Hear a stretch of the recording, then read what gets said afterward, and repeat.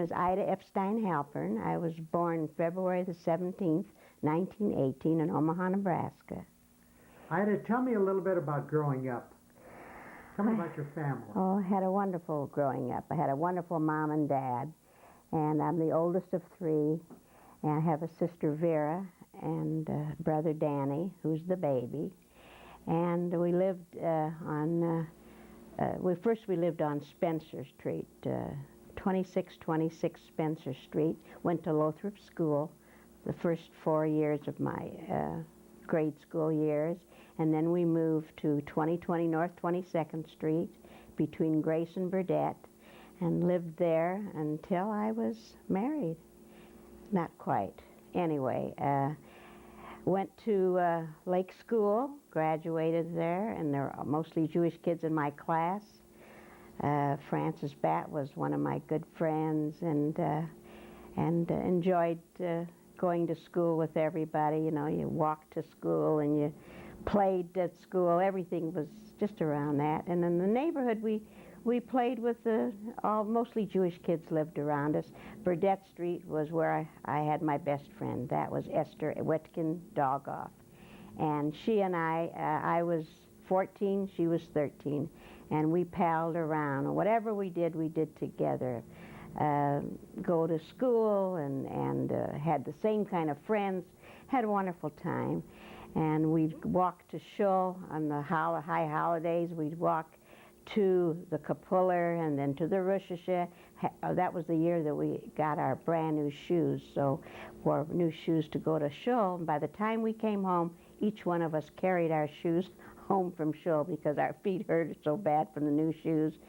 And I remember that part of it. Got along with my sister and my brother. I was a little bit bossy, but they listened to me. I took care of them most of the time. I was, you know, the oldest, so I had to do things. But my mother was always home, and my dad worked very hard, long hours. And by then, our house was like a stopping house. The boys used to play. There was an empty lot. It was the Exarban, had an empty lot on Burdett, a little bit off of Burdett Street, and that's where the boys used to play baseball.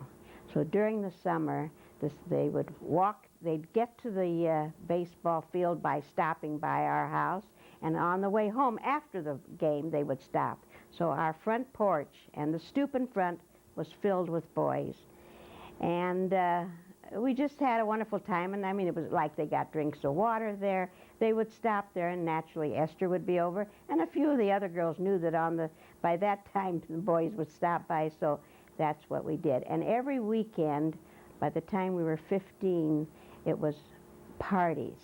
And where were the parties? At my house, at Esther's house. Toots Fogel was the one that all the boys really liked. And we were always very jealous of her. She had the prettiest clothes, had the biggest house, you know, not that it was any bigger, but we thought it was prettier, very pretty furnishings. So it was weekend parties. And we played kissing games, and there were a few kissing games that we still talk about, that when you went into a room, you said it was a special delivery for one of the boys. And then we took turns, first the girls, and there was one boy, and I'd forgotten his name. He was in the room, and he called Esther's name. And she didn't want to go. Why? Because he had a lot of pimples on his face. And she turned to me and she said, "What am I going to do?" I said, you can't back out. You have to go. Well, she started to laugh. And by the time she got to that room, there was no way she could go into that room because she was not going to kiss that boy. And that to this day, and she's not well now. Esther is really not well. And to this day, she brings up that little incident. And her mind isn't clear or anything, but that thing she remembers. And that's about what we did growing up. It wasn't a walk to and from Central. I went to Central High. She went to Tech. And Eddie went to Central, and he was a year behind me, but he was going with Esther at the time. So he and I, every now and then, we would skip school, walk to Tech, and walk home with Esther. That was how that started. And then I met Yale when I I had a Sweet 16 party, and I had an invite. But he told you the incident about fraternity and how I got there, and I did not like him. He embarrassed me because I was showing off. Thought I was Miss So-and-so, and I didn't like the way he said, if everybody please would sit down, we could get this meeting started. So anyway, I didn't like him. But Esther had a good time there. Eddie wasn't there at the time. And when it came time for my 16th birthday, I said, I don't know. So Esther says to me, you ought to invite Yale Halperin. I said, I don't like him. He wasn't very nice. She says, well, you got to make up so many girls and so many boys. So anyway, I invited him. And he came to my Sweet 16 party. And after that party is when he asked me to the AZA dance, which I had never gone, and wanted to go to an AZA dance because I loved to dance. And when he asked me, I was thrilled. Before that, I was kind of paired off with Maury Adler. For many years, 2, 3 years, it was at the parties is where we paired off lots of times. So at that time when I don't think I had Maury because I was mad at him, so I invited Yale. And that was after that he asked me to that AZA dance, and that's how it started. And we started going, and it was he told you how, twice a week he would come over and Eddie would come over. We would double date. We'd walk to the Ritz Theater, buy one bag of popcorn, share it, and that was our good time for Wednesday. And Saturday we would do the same thing. And sometimes I had to pay my own way to the show because he didn't even he had enough money for the streetcar to get back home. But one time, he and Eddie always met at the streetcar to go home Saturday night. That was a late night. And they must have, the last streetcar left at 12:30. And they missed it. Eddie came from Esther's house, and Yale came from mine, and they missed the streetcar. What happened? They had to walk home. Eddie had, not as far, Yale walked to South Omaha, from 24, well, it would have been 22nd or 24th and Grace to 24th and N. And that was a few miles, and he walked home. I don't know if he did it more than once, but he did it that once, and I never forgot about that one time. And that's how it all started, and it was wonderful. Tell me a little bit about your mother and dad. Oh, I had a wonderful mom and dad. They were very outgoing, and whoever came to our house loved to come there because they're very nice. They allowed everybody on the porch. I don't care who they were, how many boys, how many boys in a ball game. Whoever went to the ball game stopped at our house for drinks of water, to use the bathroom, But they never said no. They used the house, and they were just wonderful. And my dad was a little more strict than my mother. She allowed people. But he was a little skeptical about some of the kids, and if he didn't like you, he let you know about it. He was a very, when you talked to him, everybody was afraid to shake hands with him. He had a grip on him.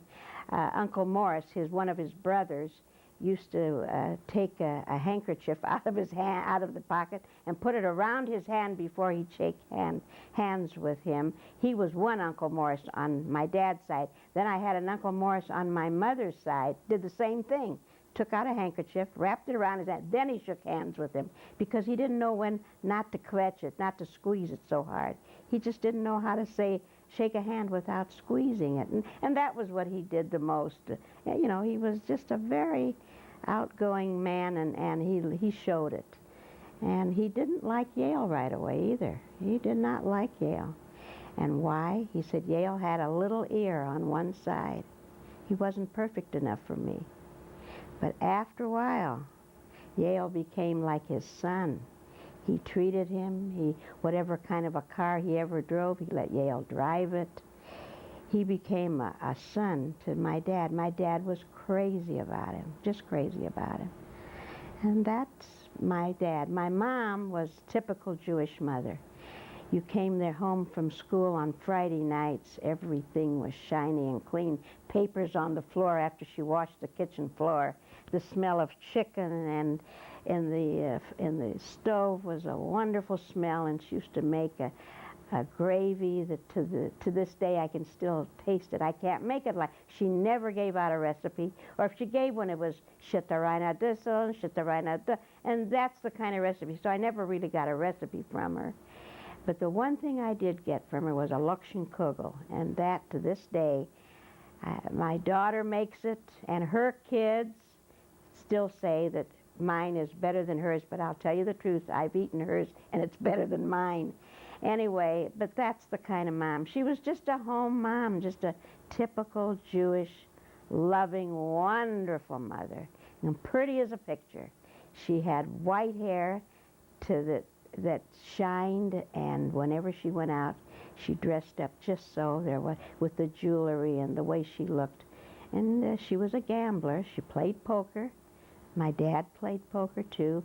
On Sundays we'd go to Peony Park, and they would each have a separate table. My dad didn't last long at the tables, so he would come over and kibitz over her, and she'd tell him to go watch somebody else.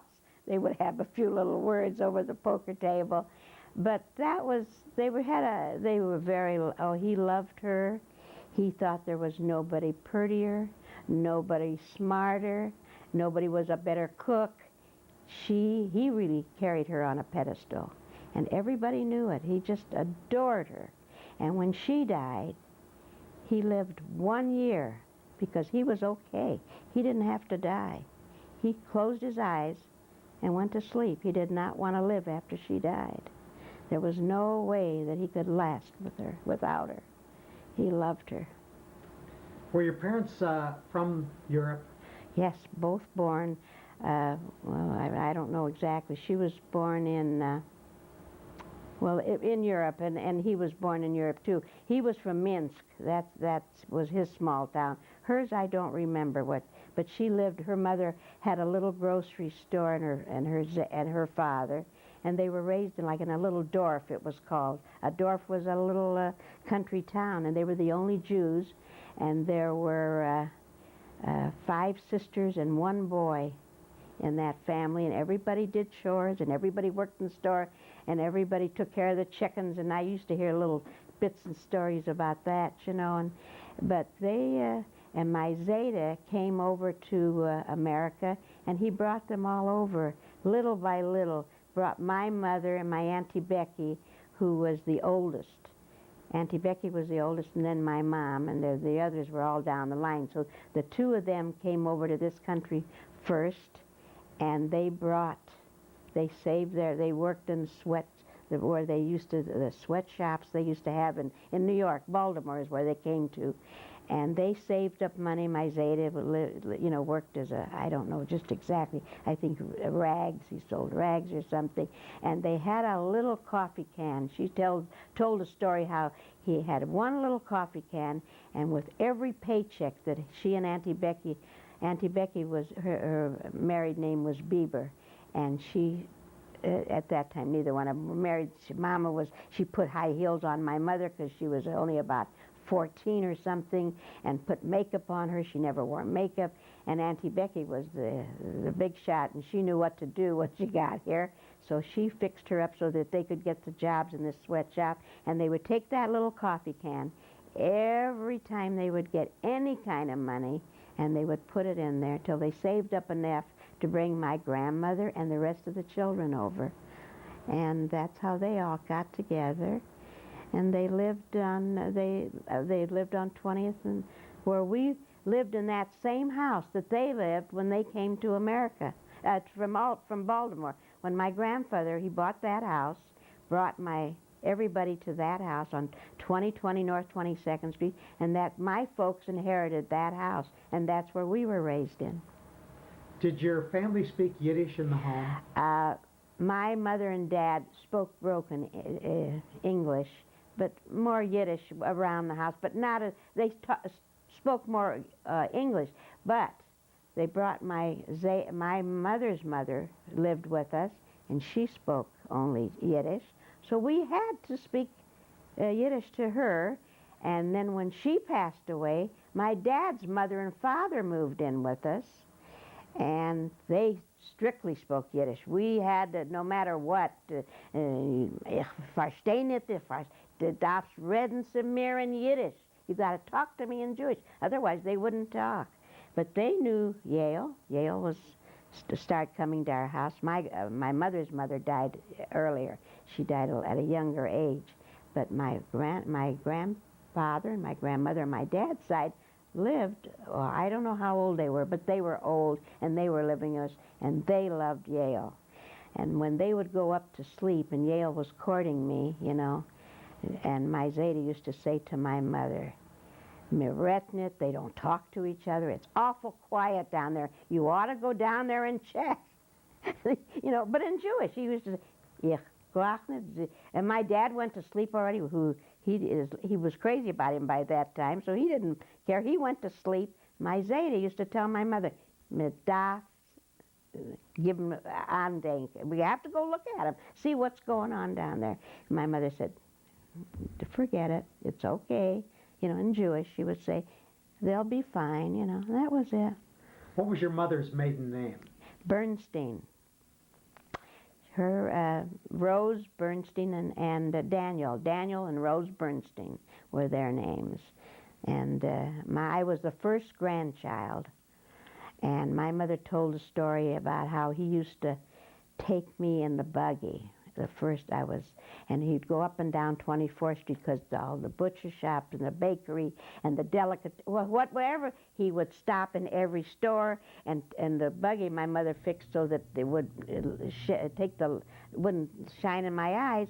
He would take the top down and put it down. He didn't care if it shined in my eyes. He would walk into every one of those stores and show me off.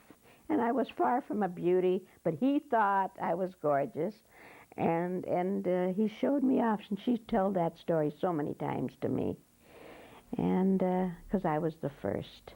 In growing up, do you remember North 24th Street very well? Vividly. I could tell you pretty much where all the stores were, the Himmelblum Bakery and Adler's Delicatessen, and the garage. Forgot the names of the people that owned that garage. I knew it very well. Forgot their name. Friedman's shoe stores, where we bought our shoes. Erev Yontif, that's where we bought our new shoes.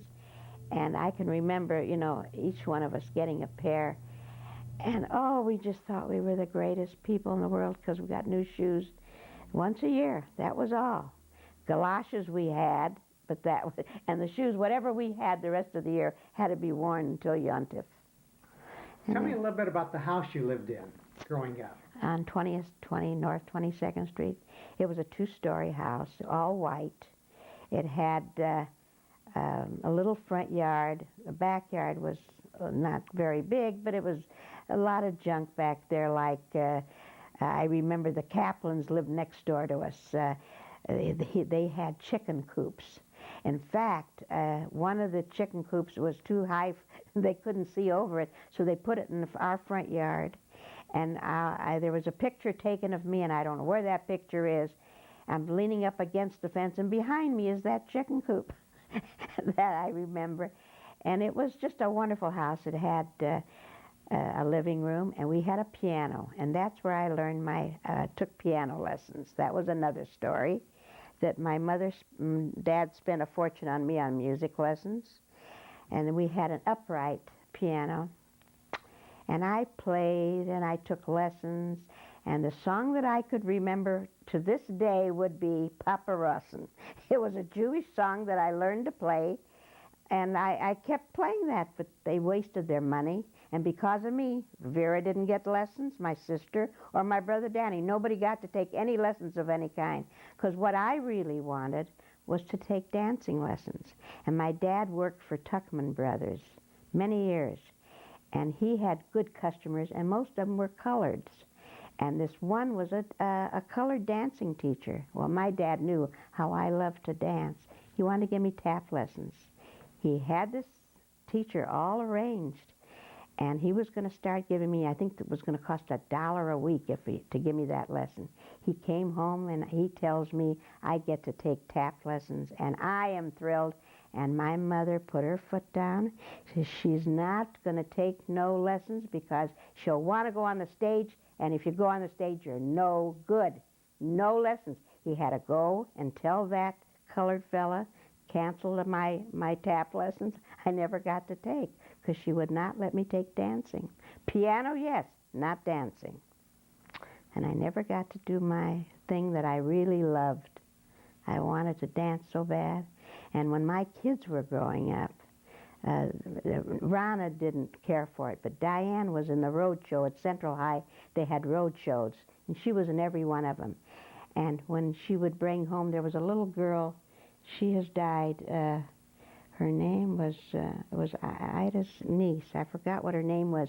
They would come in my basement, and she would say, they would make up dances, you know, for the road show. And she, just a minute. Mom, come on down. Now you have to help us. We need a dance routine. I would give them little dance routines in the basement, and they would put them in their dance routines, and they were wonderful, the two girls together. I can't think of that little girl's name. She has since died.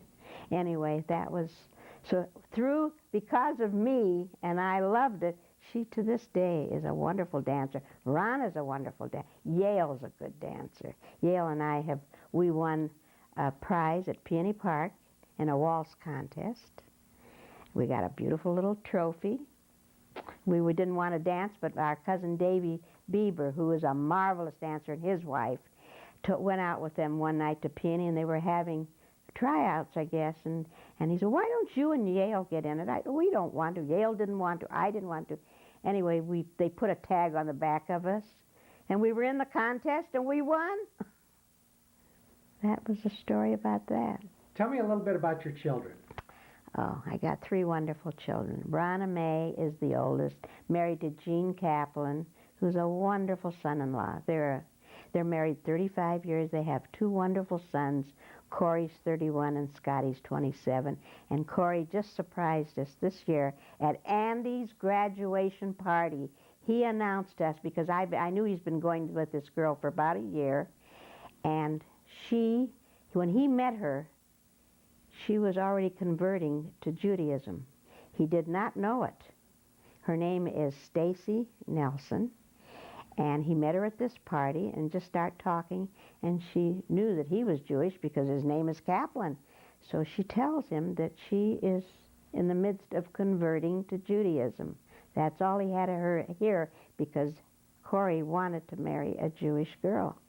And when he heard that, but first of all, when he tells me about her, he said, Bobby, she's drop-dead gorgeous. Drop-dead gorgeous she's not. Darling she is.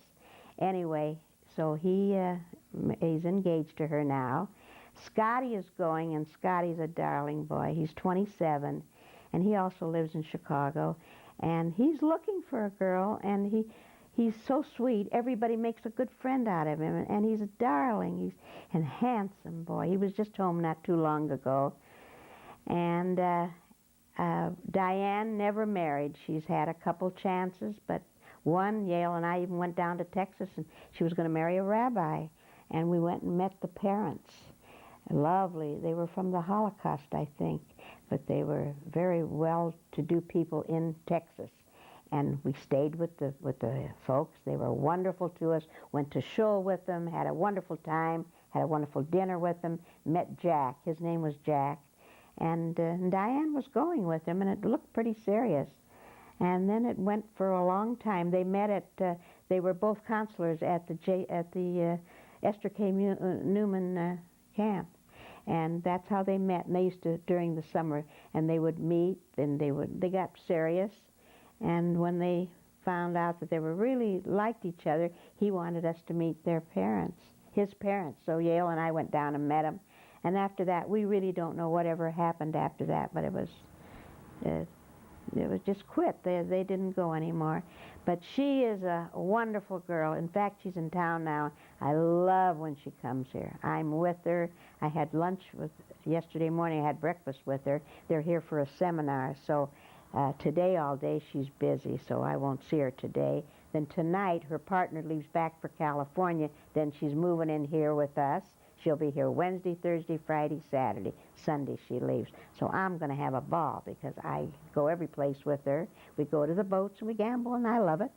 Howard is our son, our baby, and he was, as a little boy, my best friend, because at that time I got my first car, 1952. He was 2 years old, and up to that point, Yale was in the trucking business, so we drove in a big truck. We drove, and they took the semi part off, and we drove in the front end. Those kids loved it. They loved it because riding in the truck to them, and panel trucks, whatever he brought home, we rode in. But in 1952, I had never driven. He bought from Harold Block. At that time, I think he was in the car business.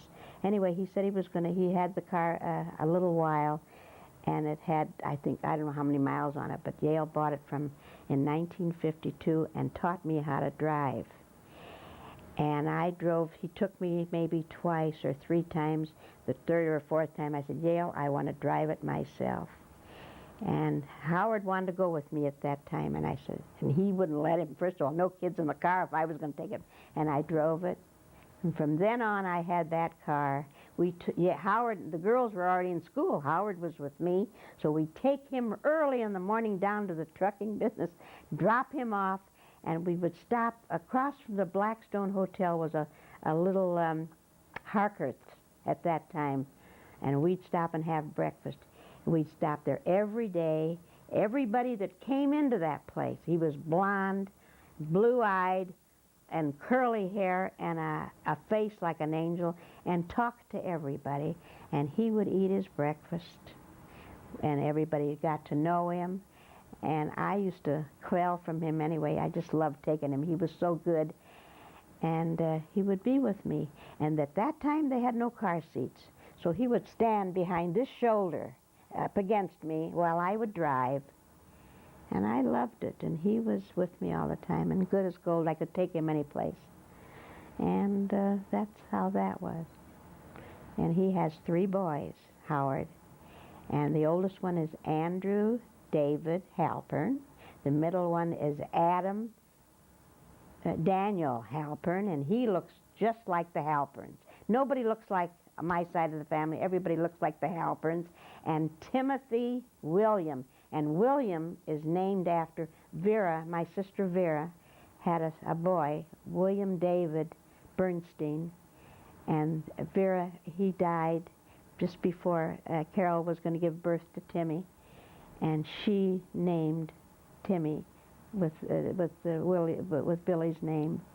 So we've got a name of, because Vera's son doesn't have any children, so now Billy's got a name in Howard. And Howard and Billy were so close, as not only as friends, as cousins, but they played together. They were inseparable, and they were just always together.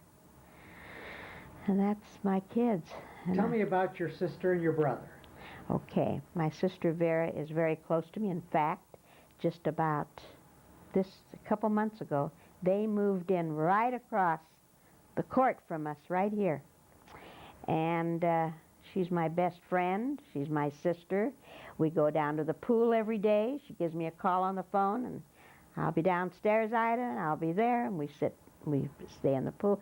Anyway, she's always, when we were growing up, she had her friends and I had mine, because at that time there was I was 3 years older, so I had older girlfriends. She couldn't go with me. I had to babysit for them plenty, but she couldn't be in my crowd, and then she had her own crowd.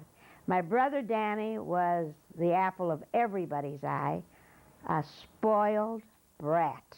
And my sister Vera had him to contend with because he hung on to her. Not so much me, because by then I was going with boys. Vera was home, so she had to take care of him. He would drive her crazy. She had a job at Neisner's downtown. I don't know if anybody remembers that. And my mother used to take him downtown with her. And if she'd want, just before Vera was getting off of work, so Vera would have him to take home. And he would want something, and he would start in with her. And she said he would drive her crazy till she bought him something. But she bought it. She hollered plenty, but she took care of him. She was really, and to this day, he calls her before he calls me because he's got so much respect for her, and he was very close with her, much closer with her than with me. And to this day, he still does it. Calls her first. And she calls him, checks on him, and reminds him for any holiday that we have. She has to call him like one day before, and maybe 2 days before, and has to remind him, don't forget, Danny, because he doesn't like to get together too much. He has his own things to do, but family things, she wants him at Rosh Hashanah and Yom Kippur. Rosh Hashanah I have it, Yom Kippur Vera has it. So we have the whole family, everybody's included, and after shul on Rosh Hashanah, they come to me, and on Yom Kippur, they go to her, and we always get together. Thanksgiving, he's there with his family, and now his wife is very ill. She's in a home. He has his own. He has a son, Michael, and he has a daughter. Oh, God. Don't tell me I forgot her name. Evelyn. And she has 2 children, so Danny is an uncle, a grandfather. And he's got, Evelyn has a little girl and a boy, and Michael has a little girl, so he's a grandfather 3 times. And Danny looks handsome now. In my eyes, he looks like a doll. And that's our family. When you look back over the years, they've been good to you, haven't they? Wonderful. I have no complaints, no. Listen, we've lost wonderful uncles and wonderful aunts on my dad's side, my mother's side. We were a very close-knit family always, with all kinds of simchas, we attended. And there was no Broigeskeit, and there was, everybody was together. My mother's had 5, she was one of 5 sisters, a closer family. She lost her brother when he was quite young, and his name was William Bernstein. Vera's, and he died of a brain tumor, and Vera's son, William David Bernstein, died of a brain tumor. Is that unusual? Very. We still talk about that. Anyway, he's got a name, too. And there you are. Well, I want to thank you, Ida. It was my pleasure. That picture was taken on the occasion of our 50th wedding anniversary, so it's really, we took it a year later than our actual anniversary. That's another story. So the picture is 8 years old, but it represents our 50th wedding anniversary. And the people in the picture, and I'll start from the left with our daughter, Rana Kaplan. She's the one in the yellow dress, and she's married to our son-in-law, Gene Kaplan, standing on my right. And next to Gene is our daughter, Diane Halperin. And next to Diane is our son, Howard Halperin, married to our daughter-in-law, Carol. And in the middle, of course, is Ida and me. And on the far left, directly below his mother, Rana Kaplan, is our eldest grandson, Corey Kaplan. Going counterclockwise, just below Corey, is Howard and Carol's oldest son, Andy Halperin, followed by Adam Halperin in the red blazer, followed by Timmy Halperin, who's got his hand on his bubby's hand. And next to Timmy is our second oldest grandson, Scott Kaplan, and there you are. That's the group.